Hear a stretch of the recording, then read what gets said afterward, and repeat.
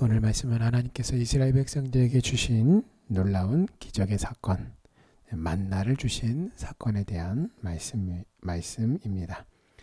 자, 그런데 이 만나를 주신 이 일의 그 시작은 이스라엘 백성들의 불평과 또 원망으로 시작된 하나님을 향한 불신이 원인이었습니다.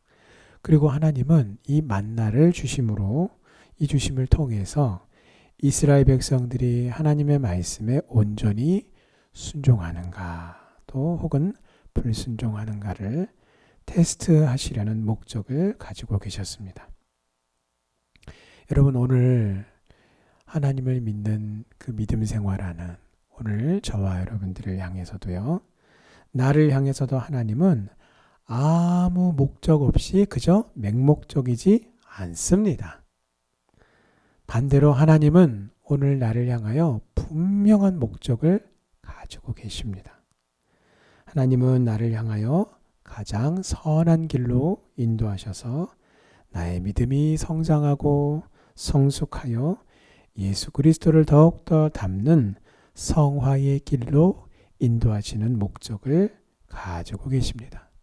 그래서 그 예수 그리스도를 닮아서 어떻게 하겠다는 것이냐면 결국은 예수님께서 십자가에서 죽으시고 또 하나님의 뜻을 온전히 다 이루심으로 하나님의 뜻을 온전히 이루어드리고 하나님의 영광을 드러낸 것처럼 오늘도 성도인 우리의 삶을 통해 하나님의 영광을 온전히 드러내게 하시겠다라는 것입니다. 예수님께서 십자가에서 죽으심으로 복종하신 것처럼 자기를 부인하여 하나님의 뜻을 다 이루심으로 다 이루었다라고 유언을 남기신 것처럼 구원받은 우리를 향해서 예수님처럼 자기 부인의 삶을 살게 하시는 것입니다. 그래서 요즘은 여러분 농사를 지을 때 거의 다 트랙터를 사용하지만 옛날에는 농사를 짓는 데 있어서 소가 절대적으로 필요한 그런 존재였죠. 자, 그래서 소를 부려서 농사를 지었는데 문제는 황소가 고집을 부리면 그 힘으로는 감당할 사람이 없다라는 것입니다. 그래서 오죽하면 우리가 황소 고집이라고 하는 그런 또 말이 있지 않겠습니까? 자, 그래서 송아지 때 콧뚜레를 해서 그 콧뚜레를 하면 어떻게 됩니까? 어린아이가 잡아당겨도 순순히 따라가도록 그렇게 만든 것이죠. 자, 만약에 이런 콧뚜레가 없다면 소가 아니라 더 작은 여러분 염소, 염소는 콧뚜레가 없죠. 그런데 소와 염소를 비교하면 덩치가 비교가 되지 않을 정도로 소는 거대하고요. 염소는 소보다 훨씬 작습니다. 하지만 그 작은 염소조차도 버티면요, 참 그 염소를 끌고 가는 게 너무 힘이 듭니다. 감당하기가 힘든 것도 사실이에요. 하나님께서 가장 선하고 가장 좋은 길을 예비하셔서 나를 그 길로 인도하시는데 만약에 내가 고집을 부리고 하나님의 인도하심과 전혀 상관이 없는 길과 방향으로 가려고 고집을 부린다면 어떻게 될까요? 내 삶이 고달파지는 것입니다. 그러므로 하나님의 축복과 인도하심이 있는 믿음의 삶에는 반드시 예수님처럼 자기를 부인하는 삶이 해도 되고 안 해도 되는 것이 아니라 반드시 필수적으로 요구되는 것입니다. 구원받기 이전의 옛사람의 옛 성품, 자기 욕심을 이루려고 하는 죄악된 삶을 살아가면서 하나님의 자녀다라고 그렇게 자기 자신을 하나님의 자녀라고 생각하고 또 하나님의 자녀라고 그렇게 말하는 것은 결국은 어리석은 자의 헛된 일장춘몽에 불과할 뿐입니다.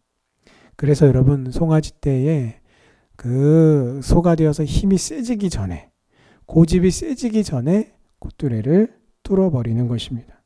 그래서 힘으로 감당할 수 없는 큰 황소, 그래서 무시무시한 뿔을 가지고 있어서 간혹 먼 옛날 주인을 지키기 위해서 여러분 황소 중에서도 호랑이와 싸웠다라고 하는 황소의 이야기들이 있습니다.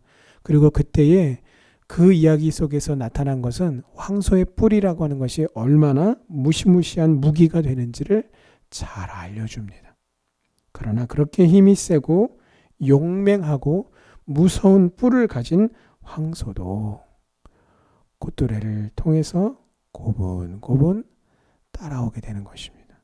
주 안에서 사랑하는 성도 여러분, 오늘 하나님을 향한 오늘 저와 여러분들의 그 콧뚜레가 다름이 아니라 하나님을 향한 사랑이 오늘 저와 여러분들의 콧뚜레가 되기를 주님의 이름으로 축원합니다. 그래서 우리가 불순종하고 고집을 부리고 자기 욕심을 만족시키는 자기 중심적인 신앙생활을 하다가 하나님께 크게 맞아서 그 아픔과 상처와 고난이 우리의 콧뚜레가 되지 않기를 간절히 소망합니다. 구원받은 믿음의 백성이 여전히 죄의 길로 행하고 자기 중심적인 삶을 살려고 고집을 부릴 때에 하나님은 인격적이셔서 우리를 기다리기도 하시지만, 우리가 회개하고 주님께 돌아오기를 기다리기도 하시지만, 크게 치심으로써 항복하고 돌아오게도 하시는 주권적인 분이심을 잊지 마시기를 바랍니다. 여러분, 오늘 만나를 주시면서 하나님은요, 한 사람이 매일 거두어야 할 분량을 정해 주셨습니다. 여러 날치를 한꺼번에 걷게 하시지 않고 매일매일 거두도록 하셨고, 또 그것을 각 사람에게 알맞은 양을 거두도록 하셨어요. 그리고 그것은 한 사람의 한 오멜이라고 하는 한 그 부피를 나타내는 단위입니다. 한 오멜씩을 거두게 하셨어요. 또 지켜야 할 정량이 있었고요. 또 한 사람이 거두되 식구 수대로 한꺼번에 거둘 수 있도록 하셨습니다. 무엇을 말합니까? 하나님이 우리에게 원칙을 주셨어요. 지켜야 할 원칙을 주셨는데 또 그 가운데 융통성도 발휘하도록 그렇게 해주셨습니다. 자, 그러나 아침까지 남겨두지 말도록 하셨습니다. 즉 우리가 지키고 따라야 할 기준을 하나님이 정해 주신 것입니다. 자, 그러나 그 중에는요, 순종하지 않고 더러 아침까지 두었던 사람들도 있었습니다. 자, 그랬더니 어떻게 되었습니까? 만나가 벌레가 생기고 냄새가 났다는 얘기는 상했다라는 거죠. 하루도 채 안 가서, 아니면 딱 하루 지났을 때에 상했어요. 여러분, 이걸 통해서 우리가 무엇을 알 수 있습니까? 역시 하나님이 주시는 음식은요, 방부제가 들어있지 않은 유기농 음식이다라는 것을 알 수 있습니다. 보존기간이 하루가 채 되질 않아요. 여러분, 요즘 인스턴트 음식을 보면요, 1년이 지났는데도 곰팡이가 피지 않아서 유명해진 햄버거가 인터넷에서 얼마나 여러분 떠들썩한 적이 있지 않았습니까? 정말 1년이 지났는데도 햄버거에 그 패티에도 그렇고 곰팡이가 하나 피지 않는 거예요. 사람들이 그걸 보면서 경악을 했죠. 세상에 햄버거가 이렇게 곰팡이가 피지 않을 정도로 방부제가 강하단 말인가. 여러분, 중요한 것은요, 얼마나 더 오래가고 또 썩지 않고 보존할 수 있느냐가 아니라 오늘 먹을 것을 주시는 하나님을 우리가 신뢰함으로 내일 먹을 것을 걱정하지 않는 것입니다. 분명 아침까지 두었던 사람은요, 다음날 저기 또 뭐 귀찮게 또 매일 나가서 거두나, 그냥 내일 먹을 것까지 내가 어제 좀 많이 거두었지 라고 하고 다음날 나가는 수고를 하지 않기 위해서거나, 혹시 하나님이 오늘은 주셨는데 혹시 또 내일 안 주시면 어떡하지? 그런 어떤 염려와 걱정, 또 혹은 의심 때문이었을 것입니다. 여러분, 오늘 내가 따라야 할 하나님이 주신 말씀이 내 인생의 순종의 참 기준이 되고 있습니까? 다시 말씀드려요. 만나를 주시며 지켜야 할 원칙을 주셨어요. 하나님이 오늘 저와 여러분들에게 하나님의 말씀을 주시는데 정말 그 말씀이 내 인생의 참 기준이 되고 있냔 말입니다. 혹시 미래에 대한 불확실성과 두려움과 근심과 염려가 나의 온전한 순종을 방해하고 있지는 않습니까? 오늘 이 말씀에 나 자신을 비추어 보며 하나님의 말씀을 믿음으로 의지하여 함께 기도의 자리로 나아갑시다.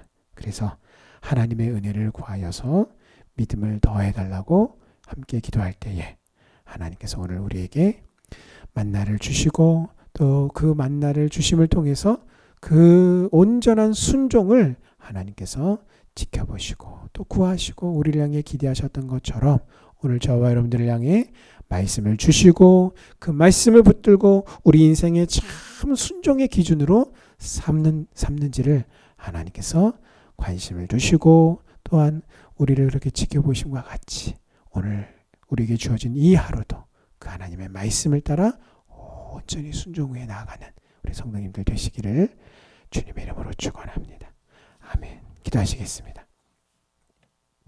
하나님의 공급하심을 우리가 신뢰함으로 믿음으로 하나님 앞에 나가기 원합니다. 이 말씀 붙들고 함께 기도의 자리로 나가시겠습니다.